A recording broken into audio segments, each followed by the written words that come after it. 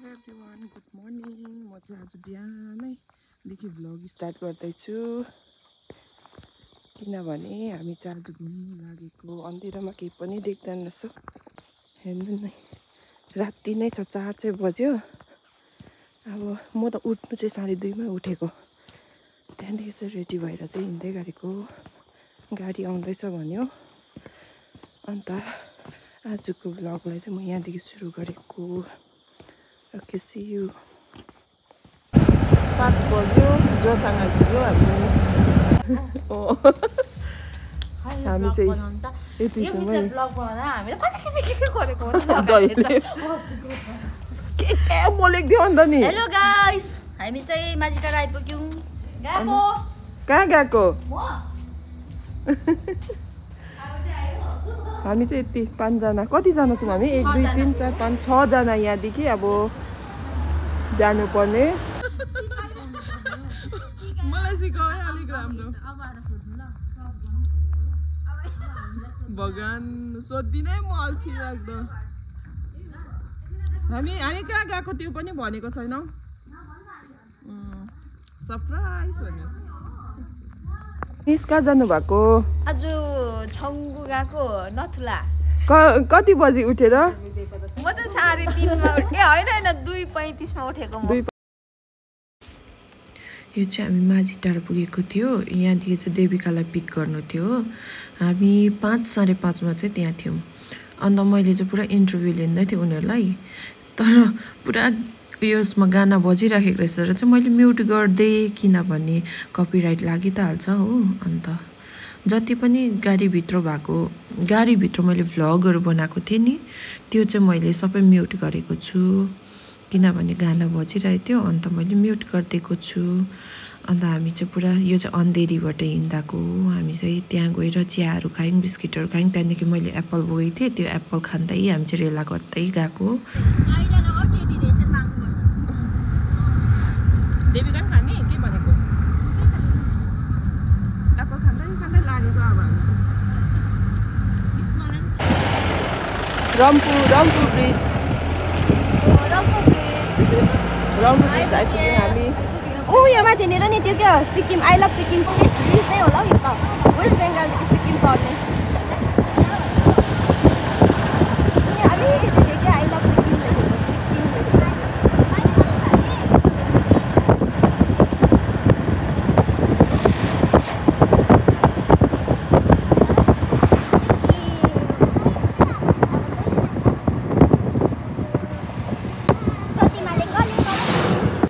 हामी चाहिँ गान्तोक आइपुग्यो। गान्तोकदेखि चाहिँ अब हामी लागेको हाम्रो छङ्गुको बाटो। यहाँनिर पासहरू बनाउनु थियो। पासहरू बनाइसकेर चाहिँ हामी यहाँदेखि चाहिँ गएको अब।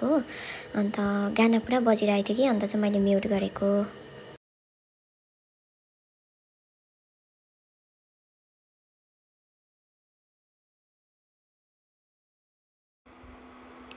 यहाँदेखि चाहिँ मैले म्युट गरेर मेरो यसलाई गरेको छु। अन्त मेरो भोइसलाई नै रेकर्ड गरेको छु किनभने गाडीमा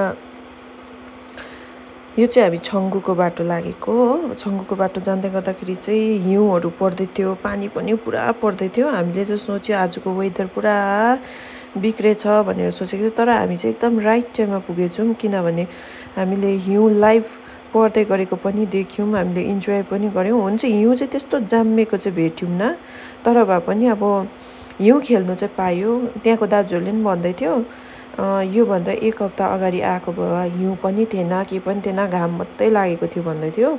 अन्त हामीले चाहिँ त्यहाँनिर गएर चाहिँ पुरा हिउँहरू पनि खेल्यौँ, गाडीमा पनि मजा गऱ्यौँ। साथीहरू पनि सबै मिल्ने थियो र चाहिँ हामीले पुरा इन्जोय गऱ्यौँ। भ्लगमा त्यति मैले भ्लग बनाउनु पाइनँ किनभने चाहिँ हाई अल्टिट्युडको कारणले गर्दा चाहिँ यति साह्रो चिसो, त्यसले गर्दा चाहिँ ब्याट्री पनि यति साह्रो छिटो जाँदो रहेछ कि हाम्रो फोन त बाहिर निकाल्यो कि ब्याट्री त अघि 10-15 घटिहाल्दो रहेछ। अन्त ब्याट्री जोगाउनु हुनुले गर्दाखेरि चाहिँ त्यति साह्रो भ्लगहरू बनाइन। हिउँहरू परिरहेको थियो तर फगी पनि हल्का लागिरहेको थियो, हिउँ झर्दै थियो, कता कता जामिँदै थियो हो। त्यहाँको गाउँहरू पनि रहेछ, सानो सानो गाउँहरू। अन्त हामीले त्यो छङ्गुको छेउमा निस्केर खाजाहरू खाएको थियो। त्यहाँको भ्लगहरू त्यहाँ एकछिन निस्केर चाहिँ हामी हिउँहरू खेलेको थियौँ हो। त्यसको भ्लगहरू चाहिँ कम्ती गर्दै बनाएको थिएँ मैले। है साथीहरू हेरिदिनुहोस् है मेरो भ्लगलाई यस्तै छ हामी सही दिनमा आइछौँ तर फगी लागेको छ र मात्रै हो कि तर हामी भइरहेछ मजा आयो बिचारा टोपी पनि किनिहाल्यो खाजा पनि खाइहाल्यो मैले त भनिसकेको छु चिसोमा है हामी चाहिँ त्यसरी खाँदैछौँ यो चाहिँ छाङ्गुको पेटमा अरे यहाँ हेर्नु नि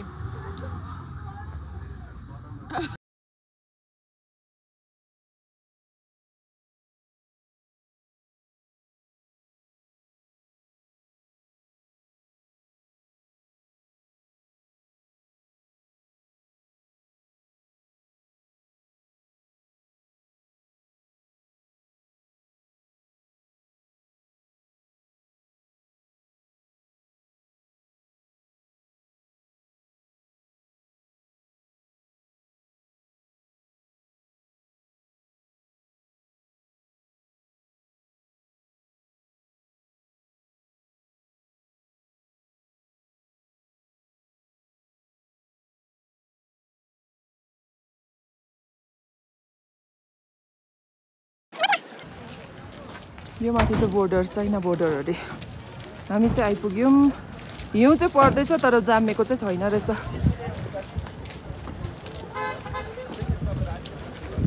सो हिउँ चाहिँ पर्दैछ तर जामेको छैन नथुला बोर्डर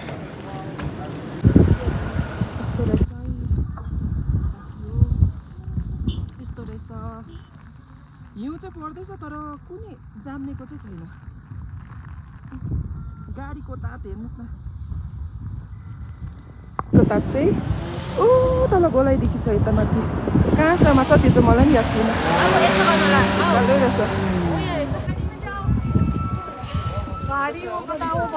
पुरा सास फेर्दाखेरि चाहिँ नाक दुख्दो रहेछ साथीहरू चलो भाभी चिसो चाहिँ यति साह्रो बेसी छ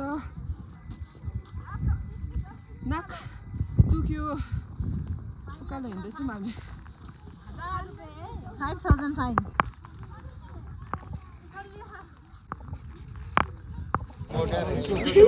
यो चाइनाको बोर्डर हो म पनि हिन्दी नै बोल्नु आँटेको रहेछु यहाँदेखि उता चाहिँ चाइना हामी चाहिँ यहाँनिर आइपुगेको छौँ नथुला बोर्डर आज चाहिँ हामी यहाँनिर नथुला बोर्डर यो चाहिँ चाइना बोर्डर रहेछ मतलब यहाँदेखि उता चाहिँ चाइना बोल्दो रहेछ यहाँदेखि यता चाहिँ हामी यो जति पनि छ सबै चाइनाको जग्गाहरू रहेछ हामी यहाँ यता हिउँ चाहिँ पर्दैछ तर हिउँ चाहिँ जामेको चाहिँ छैन सुस्वामी चाहिँ चेप्टेर पनि फोटो खिचेर आउनुभयो यहाँदेखि उता चाहिँ चाइना बोर्डर नथुला बोर्डर यो चाहिँ माथि चाइना यता इन्डिया पुरा चिसो छ नआउँदा हुन्छ यस्तो रहेछ यो उम्रेको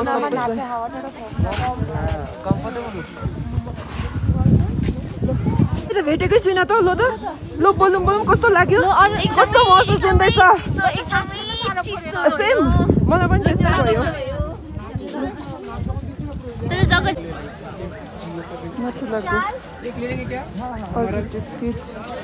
यहाँको साइज हेर्नुहोस् है साथी हो यस्तो रहेछ नथुला यो चाहिँ हामी चाहिँ माथि अघि बोर्डरको त्यो उयसमै पुगेर आएको यो चाहिँ यहाँसम्म चाहिँ रोड रहेछ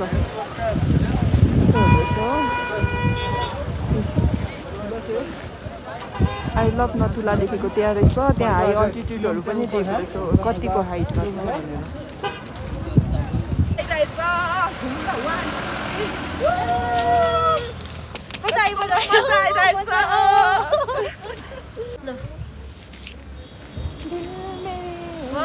मजा आयो आज चाहिँ भनेको जस्तै हिउँ खेल्नु पायो हिउँ हेर्नुहोस् त हिउँ साँच्ची झर्दैछ साँच्चीकै झर्दैछ हिउँ चाहिँ हाम्रो झालमुरी क्या दामी छ पिरो पनि छ हामी गाडीमा पिरो छ फेरि कतिमा त चम्ची भेटाएको छैन त भन्दैन त सबैजना अब चाहिँ बाबा मन्दिर पछि जाँदैछ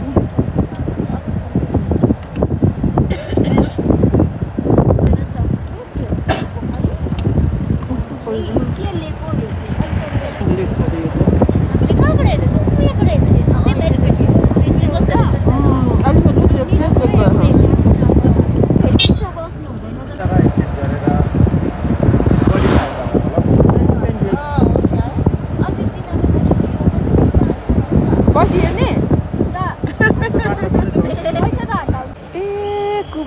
कुबुक जाने बाटो जुलुकहरू चाहिँ यता